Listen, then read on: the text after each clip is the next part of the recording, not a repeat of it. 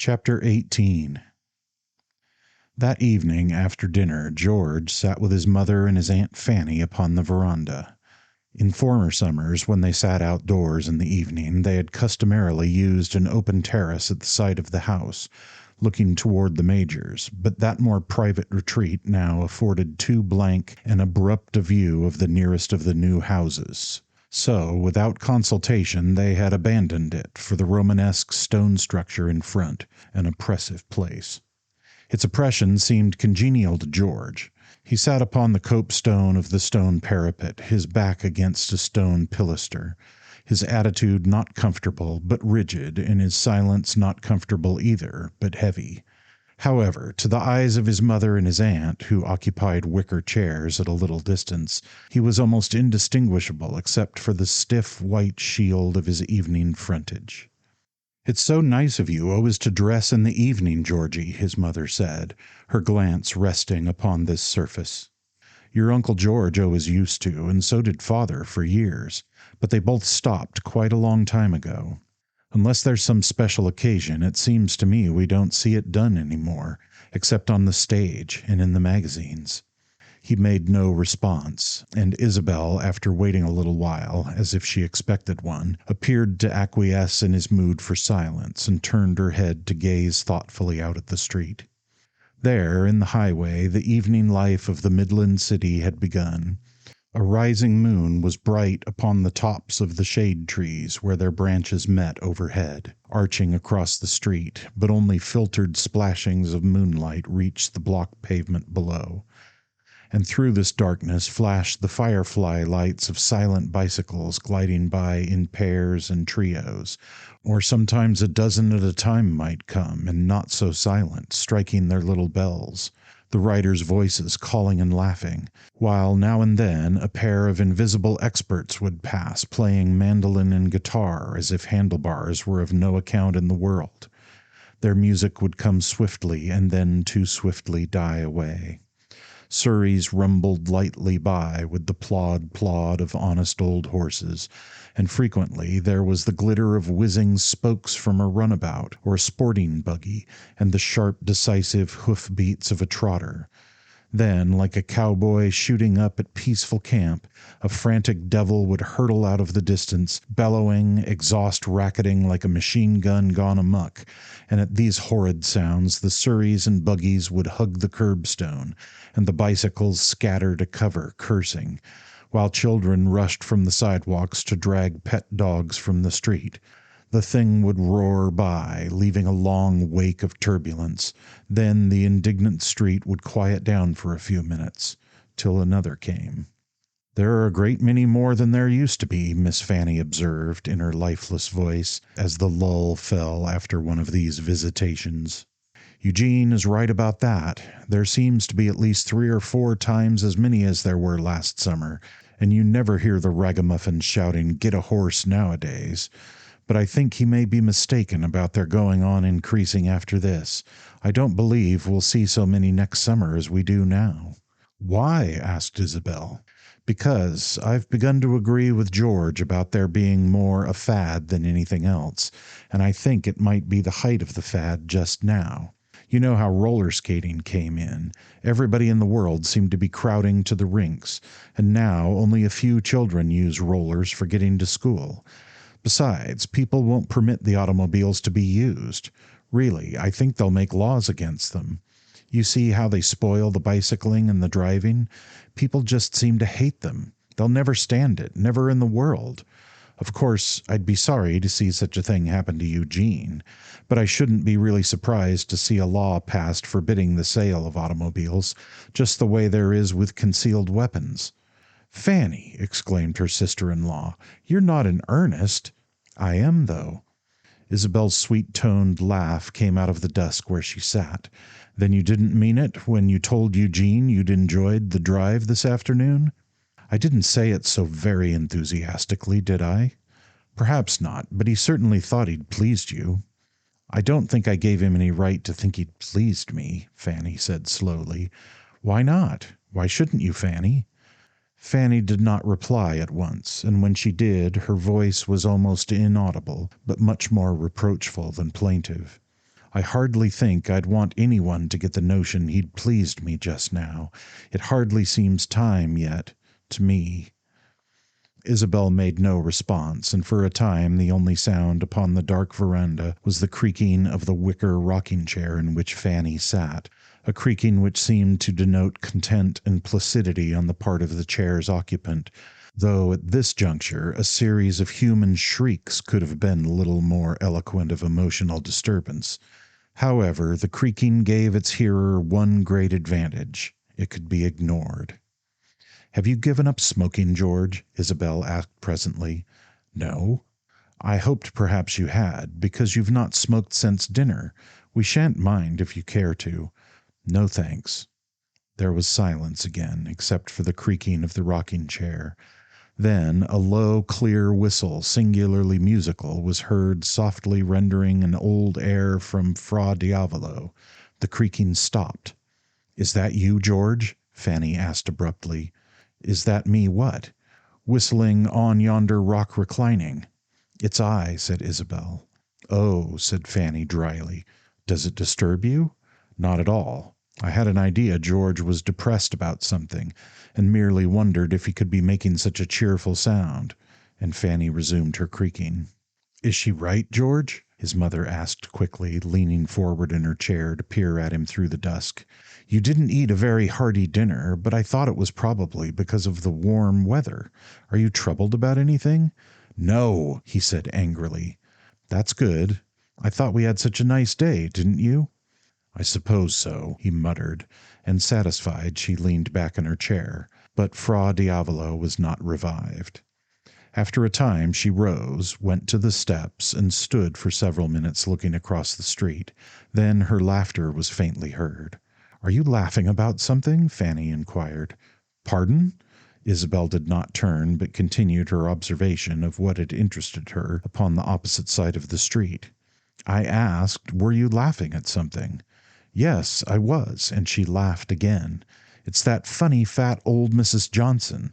She has a habit of sitting at her bedroom window with a pair of opera glasses." "Really?" "Really. You can see the window through the place that was left when we had the dead walnut tree cut down. She looks up and down the street, but mostly at father's and over here. Sometimes she forgets to put out the light in her room, and there she is, spying away for all the world to see." However, Fanny made no effort to observe this spectacle, but continued her creaking. "I've always thought her a very good woman," she said primly. "So she is," Isabel agreed. "She's a good, friendly old thing, a little too intimate in her manner sometimes, and if her poor old opera glasses afford her the quiet happiness of knowing what sort of young man our new cook is walking out with, I'm the last to begrudge it to her. Don't you want to come and look at her, George?" "What? I beg your pardon. I hadn't noticed what you were talking about." "It's nothing," she laughed. "Only a funny old lady, and she's gone now. I'm going too. At least, I'm going indoors to read. It's cooler in the house, but the heat's really not bad anywhere since nightfall. Summer's dying. How quickly it goes once it begins to die." When she had gone into the house, Fanny stopped rocking, and, leaning forward, drew her black gauze wrap about her shoulders and shivered. "Isn't it queer," she said drearily, "how your mother can use such words?" "What words are you talking about?" George asked. "Words like die and dying. I don't see how she can bear to use them so soon after your poor father—" She shivered again. "It's almost a year," George said absently, and he added, "It seems to me you're using them yourself." "I? Never." "Yes, you did." "When?" "Just this minute." "Oh," said Fanny, "you mean when I repeated what she said? That's hardly the same thing, George." He was not enough interested to argue the point. "I don't think you'll convince anybody that mother's unfeeling," he said indifferently. "I'm not trying to convince anybody. I mean merely that in my opinion, well, perhaps it may be just as wise for me to keep my opinions to myself." She paused expectantly, but her possible anticipation that George would urge her to discard wisdom and reveal her opinion was not fulfilled. His back was toward her, and he occupied himself with opinions of his own about other matters. Fanny may have felt some disappointment as she rose to withdraw. However, at the last moment she halted with her hand upon the latch of the screen door. "There's one thing I hope," she said. "I hope at least she won't leave off her full mourning on the very anniversary of Wilbur's death." The light door clanged behind her, and the sound annoyed her nephew. He had no idea why she thus used inoffensive wood and wire to dramatize her departure from the veranda, the impression remaining with him being that she was critical of his mother upon some point of funeral millinery. Throughout the desultory conversation he had been profoundly concerned with his own disturbing affairs, and now was preoccupied with a dialogue taking place, in his mind, between himself and Miss Lucy Morgan. As he beheld the vision, Lucy had just thrown herself at his feet. "George, you must forgive me," she cried. "Papa was utterly wrong. I have told him so, and the truth is that I have come to rather dislike him as you do, and as you always have in your heart of hearts. George, I understand you. Thy people shall be my people, and thy gods my gods. George, won't you take me back?" "Lucy, are you sure you understand me?" And in the darkness George's bodily lips moved in unison with those which uttered the words in his imaginary rendering of this scene. An eavesdropper concealed behind the column could have heard the whispered word "sure." The emphasis put upon it in the vision was so poignant. "You say you understand me, but are you sure?" Weeping, her head bowed almost to her waist, the ethereal Lucy made reply. "Oh, so sure. I will never listen to father's opinions again. I do not even care if I never see him again." "Then I pardon you," he said gently. This softened mood lasted for several moments, until he realized that it had been brought about by processes strikingly lacking in substance. Abruptly he swung his feet down from the copestone to the floor of the veranda. Pardon nothing. No meek Lucy had thrown herself in remorse at his feet, and now he pictured her as she probably really was at this moment, sitting on the white steps of her own front porch in the moonlight, with red-headed Fred Kinney and silly Charlie Johnson and 4 or 5 others, all of them laughing most likely, and some idiot playing the guitar. George spoke aloud. "Riffraff."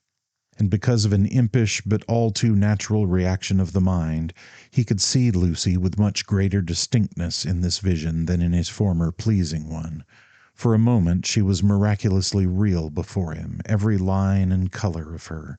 He saw the moonlight shimmering in the chiffon of her skirts, brightest on her crossed knee and the tip of her slipper, saw the blue curve of the characteristic shadow behind her as she leaned back against the white step, saw the watery twinkling of sequins in the gauze wrap over her white shoulders as she moved, and the faint symmetrical lights in her black hair, and not one alluring, exasperating 20th of an inch of her laughing profile was spared him as she seemed to turn to the infernal Kinney.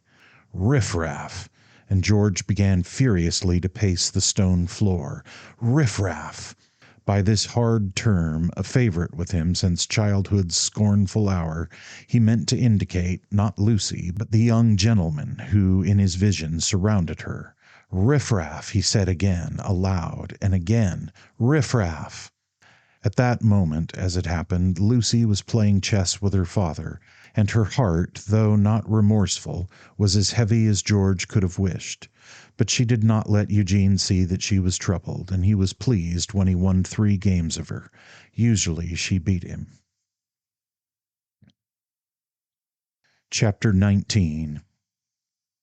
George went driving the next afternoon alone, and encountering Lucy and her father on the road, in one of Morgan's cars, lifted his hat, but nowise relaxed his formal countenance as they passed. Eugene waved a cordial hand, quickly returned to the steering wheel, but Lucy only nodded gravely and smiled no more than George did. Nor did she accompany Eugene to the Major's for dinner the following Sunday evening, though both were bidden to attend that feast, which was already reduced in numbers and gaiety by the absence of George Amberson. Eugene explained to his host that Lucy had gone away to visit a school friend. The information, delivered in the library just before old Sam's appearance to announce dinner, set Miss Minifer in quite a flutter. "Why, George," she said, turning to her nephew, "how does it happen you didn't tell us?" and with both hands opening as if to express her innocence of some conspiracy, she exclaimed to the others, "He's never said one word to us about Lucy's planning to go away." "Probably afraid to," the major suggested. "Didn't know, but he might break down and cry if he tried to speak of it." He clapped his grandson on the shoulder, inquiring jocularly, "That it, Georgie?" George made no reply, but he was red enough to justify the major's developing a chuckle into laughter, though Miss Fanny, observing her nephew keenly, got an impression that this fiery blush was in truth more fiery than tender. She caught a glint in his eye less like confusion than resentment, and saw a dilation of his nostrils which might have indicated not so much a sweet agitation as an inaudible snort. Fanny had never been lacking in curiosity, and since her brother's death this quality was more than ever alert. The fact that George had spent all the evenings of the past week at home had not been lost upon her, nor had she failed to ascertain by diplomatic inquiries that since the day of the visit to Eugene's shops George had gone driving alone. At the dinner table she continued to observe him sidelong, and toward the conclusion of the meal she was not startled by an episode which brought discomfort to the others. After the arrival of coffee, the major was rallying Eugene upon some rival automobile shops lately built in a suburb, and already promising to flourish. "I suppose they'll either drive you out of business," said the old gentleman, "or else the two of you will drive all the rest of us off the streets." "If we do, we'll even things up by making the streets 5 or 10 times as long as they are now," Eugene returned. "How do you propose to do that?" "It isn't the distance from the center of town that counts," said Eugene. "It's the time it takes to get there.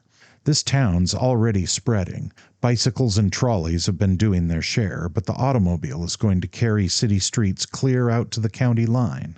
The major was skeptical. "Dream on, fair son," he said. "It's lucky for us that you're only dreaming, because if people got to moving that far, real estate values in the old residence part of town are going to be stretched pretty thin." "I'm afraid so," Eugene assented, "unless you keep things so bright and clean that the old section will stay more attractive than the new ones." "Not very likely. How are things going to be kept bright and clean with soft coal in our kind of city government?" "They aren't," Eugene replied quickly. "There's no hope of it, and already the boarding house is marching up National Avenue. There are 2 in the next block below here, and there are a dozen in the half-mile below that. My relatives, the Sharons, have sold their house and are building in the country. At least they call it the country. It will be city in 2 or 3 years." "Good gracious!" the major exclaimed, affecting dismay. "So your little shops are going to ruin all your old friends, Eugene." "Unless my old friends take warning in time, or abolish smoke and get a new kind of city government. I should say the best chance is to take warning." "Well, well," the major laughed. "You have enough faith in miracles, Eugene, granting that trolleys and bicycles and automobiles are miracles. So you think they're to change the face of the land, do you?" "They're already doing it, Major, and it can't be stopped. Automobiles—" At this point he was interrupted. George was the interrupter.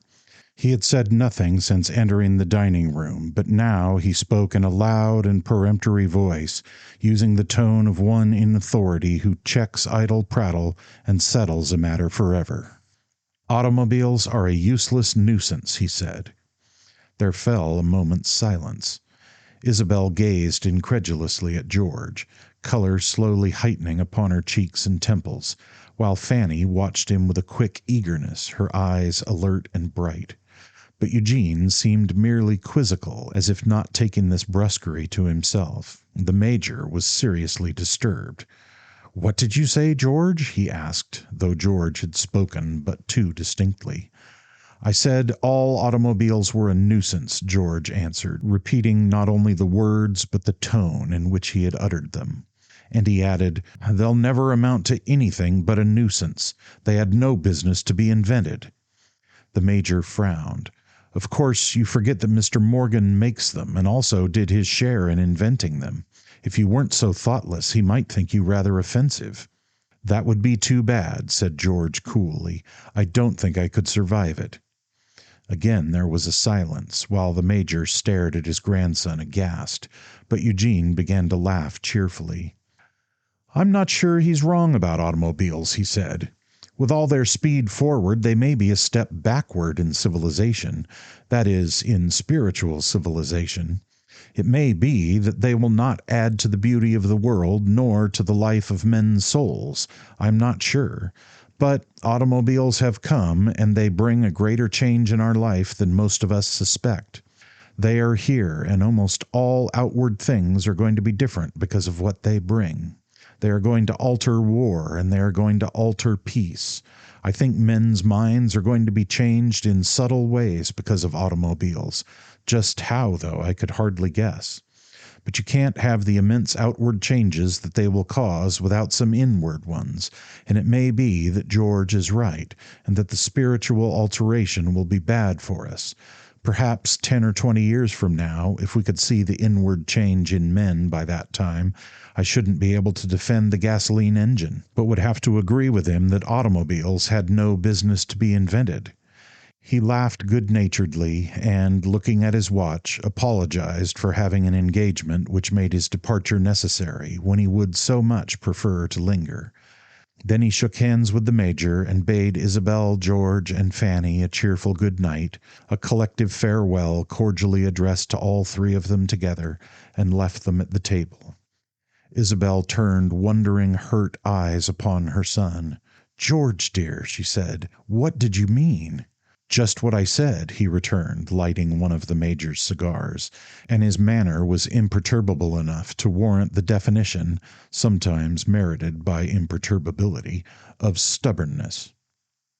Isabel's hand, pale and slender, upon the tablecloth, touched one of the fine silver candlesticks aimlessly. The fingers were seen to tremble. "Oh, he was hurt," she murmured. "I don't see why he should be," George said. "I didn't say anything about him. He didn't seem to me to be hurt. Seemed perfectly cheerful. What made you think he was hurt?" "I know him," was all of her reply, half whispered. The Major stared hard at George from under his white eyebrows. "You didn't mean him, you say, George? I suppose if we had a clergyman as a guest here, you'd expect him not to be offended, and to understand that your remarks were neither personal nor untactful, if you said the church was a nuisance and ought never to have been invented. By Jove, but you're a puzzle." "In what way, may I ask, sir?" "We seem to have a new kind of young people these days," the old gentleman returned, shaking his head. "It's a new style of courting a pretty girl, certainly, for a young fellow to go deliberately out of his way to try and make an enemy of her father by attacking his business. By Jove, that's a new way to win a woman." George flushed angrily and seemed about to offer a retort, but held his breath for a moment, and then held his peace. It was Isabel who responded to the Major. "Oh, no," she said, "Eugene would never be anybody's enemy. He couldn't. And last of all, Georgie's. I'm afraid he was hurt, but I don't fear his not having understood that George spoke without thinking of what he was saying. I mean, without realizing its bearing on Eugene." Again George seemed upon the point of speech, and again controlled the impulse. He thrust his hands in his pockets, leaned back in his chair, and smoked, staring inflexibly at the ceiling. "Well, well," said his grandfather, rising, "it wasn't a very successful little dinner." Thereupon he offered his arm to his daughter, who took it fondly, and they left the room, Isabel assuring him that all his little dinners were pleasant, and that this one was no exception. George did not move, and Fanny, following the other two, came round the table and paused close beside his chair. But George remained posed in his great imperturbability, cigar between teeth, eyes upon ceiling, and paid no attention to her. Fanny waited until the sound of Isabel's and the Major's voices became inaudible in the hall. Then she said quickly, and in a low voice so eager that it was unsteady, "George, you've struck just the treatment to adopt. You're doing the right thing." She hurried out, scurrying after the others with a faint rustling of her black skirts, leaving George mystified but incurious. He did not understand why she should bestow her approbation upon him in the matter, and cared so little whether she did or not that he spared himself even the trouble of being puzzled about it. In truth, however, he was neither so comfortable nor so imperturbable as he appeared. He felt some gratification. He had done a little to put the man in his place, that man whose influence upon his daughter was precisely the same thing as a contemptuous criticism of George Amberson Minifer, and of George Amberson Minifer's ideals of life. Lucy's going away without a word was intended, he supposed, as a bit of punishment. Well, he wasn't the sort of man that people were allowed to punish. He could demonstrate that to them, since they started it. It appeared to him as almost a kind of insolence, this abrupt departure, not even telephoning. Probably she wondered how he would take it. She even might have supposed he would show some betraying chagrin when he heard of it. He had no idea that this was just what he had shown, and he was satisfied with his evening's performance. Nevertheless, he was not comfortable in his mind, though he could not have explained his inward perturbations, for he was convinced, without any confirmation from his Aunt Fanny, that he had done just the right thing.